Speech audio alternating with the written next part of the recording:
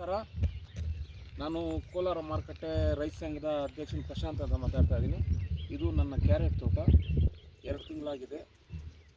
ಈಗ ಪ್ರೆಸೆಂಟು ರೇಟ್ಗಳೇನಿದೆ ಅಂದರೆ 6 ರಿಂದ 7 ರೂಪಾಯಿ ತೋಟದಲ್ಲಿ ತಗೊತಾ ಇದ್ದಾರೆ.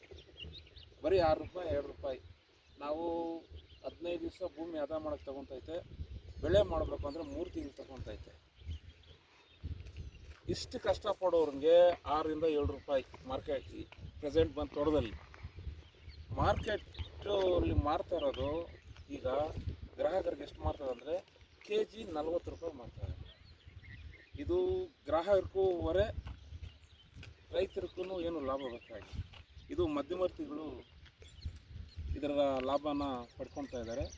ನಾನು ರೈತರಲ್ಲಿ ಮನವಿ ಮಾಡ್ಕೊಳ್ಳೋದೇನೆಂದರೆ, ನಾವು 3 ತಿಂಗಳು ಕಷ್ಟಪಡ್ತೀರಿ, ಮಾರ್ಕೆಟ್ ಮಾಡೋಕ್ಕೆ 3 ದಿನ ಮಾರ್ಕೆಟ್ ಮಾಡೋಕ್ಕೆ ನಾವು ಹೆದರ್ತಾ ಇದ್ದೀವಿ. ದಯವಿಟ್ಟು ನಾವು ಸೋಲ್ತಾ ಇರೋದು ಇಲ್ಲಿ ಅಂದರೆ ಮಾರ್ಕೆಟ್ ಮಾಡೋದ್ರಲ್ಲಿ. ದಯವಿಟ್ಟು ಧೈರ್ಯ ಮಾಡಿ, ಬೆಳೆ ನೀವೇ ಮಾಡಿ, ಮಾರ್ಕೆಟ್ ನೀವೇ ಮಾಡಿ, ಆಗ ಮಾತ್ರ ನಮ್ಗೆ ಲಾಭ ಬರ್ತೈತೆ. ಈ ತೋಟಗಾರಿಕೆ, ಕೃಷಿ ಮತ್ತು ರೇಷ್ಮೆ ಇಲಾಖೆಗಳು ನಮಗೇನು ಪ್ರಯೋಜನ ಇಲ್ಲ ಅಂತ ಇಲಾಖೆಗಳು. ನಮ್ಗೆ ಬೇಕಾಗಿರೋದು ಬೆಳೆ ಮಾಹಿತಿ. ಎಷ್ಟು ರೈತರು ಯಾವ್ಯಾವ ಪ್ರದೇಶದಲ್ಲಿ ಏನೇನು ಬೆಳೆ ಹಾಕಿದ್ದಾರೆ ಅಂತ ಮಾಹಿತಿ ಬೇಕು. ಮತ್ತು ಮಾರ್ಕೆಟ್ ಮಾಡೋದು, ಯಾವ ಊರುಗಳಿಗೆ ಎಲ್ಲೆಲ್ಲಿ ರೇಟ್ ಇದೆ, ಏನೇನು ಇಡೀ ಭಾರತ ದೇಶದಲ್ಲಿ ಏನೇನು ರೇಟ್ ಇದೆ, ಯಾವ್ಯಾವ ಮಾರ್ಕೆಟ್ ಇದೆ, ಮಾರ್ಕೆಟಿಂಗು. ಈ ನಮಗೆ ಮಾರ್ಕೆಟಿಂಗ್ ಮಾಡೋದು ಮತ್ತು ಮಾಹಿತಿ ಕೇಂದ್ರಗಳನ್ನ ಸರ್ಕಾರ ಸ್ಥಾಪನೆ ಮಾಡಬೇಕು. ಇವತ್ತು ಅದರಲ್ಲಿ ನಾವು ಎಡುತ್ತಾ ಇದ್ದೀರಿ. ರೈತರು ಎದೆಗುಂದೆ ಅವರೇ ಬೆಳೆ ಮಾಡಿ, ಅವರೇ ಒಂದು 300-400 ಕಿಲೋಮೀಟ್ರು ದೂರ ಸಾಗಾಣಿಕೆ ಮಾಡಿದಾಗ ಅವರಿಗೆ ಸ್ವಲ್ಪ ಲಾಭ ಬರ್ತೈತೆ.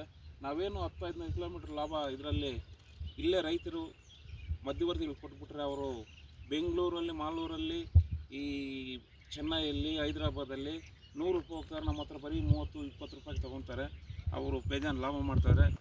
ಅದು ದಯವಿಟ್ಟು ಹೇಳ್ತಾ ಇದ್ದೀನಿ, ಯುವ ರೈತರೇನಿದ್ದೀರಿ ಅವರೆಲ್ಲನೂ ನೀವೇ ಬೆಳೀರಿ, ನೀವೇ ಮಾರ್ಕೆಟಿಂಗ್ ಮಾಡಿ, ಆಗ ಮಾತ್ರ ಲಾಭ ಆಗ್ತದೆ ಅಂತ ಹೇಳಿ ಎಲ್ರಿಗೂ ಧೈರ್ಯದಿಂದ ನೀವೇ ಮಾಡಿ. ನಾನು ಬೆಳೆದಿದ್ದೀನಿ. ಈಗ ಇನ್ನೊಂದು 15-20 ದಿವಸ ಕಟಾವು ಮಾಡ್ತೀನಿ. ನಾನೇ ಮಾರ್ಕೆಟಿಂಗ್ ಮಾಡ್ತೀನಿ. ಅದರ ಲಾಭ, ಕಷ್ಟ, ನಷ್ಟ ಮತ್ತು ಮಾರ್ಕೆಟಿಂಗ್ ಮಾಡಬೇಕಾದ್ರೆ ಎಷ್ಟೆಷ್ಟು ಕಷ್ಟ ಬರ್ತೈತೆ ಏನೋ ಅದನ್ನು ನಿಮ್ಮ ಮುಂದಿನ ವಿಡಿಯೋದಲ್ಲಿ ಶೇರ್ ಮಾಡ್ತೀನಿ. ಧೈರ್ಯದಿಂದ ಎಲ್ಲರೂ ಮಾರ್ಕೆಟಿಂಗ್ ಮಾಡಿ, ಎಲ್ಲ ರೈತರು ಉದ್ಧಾರ ಆಗೋಣ. ನಮಸ್ಕಾರ.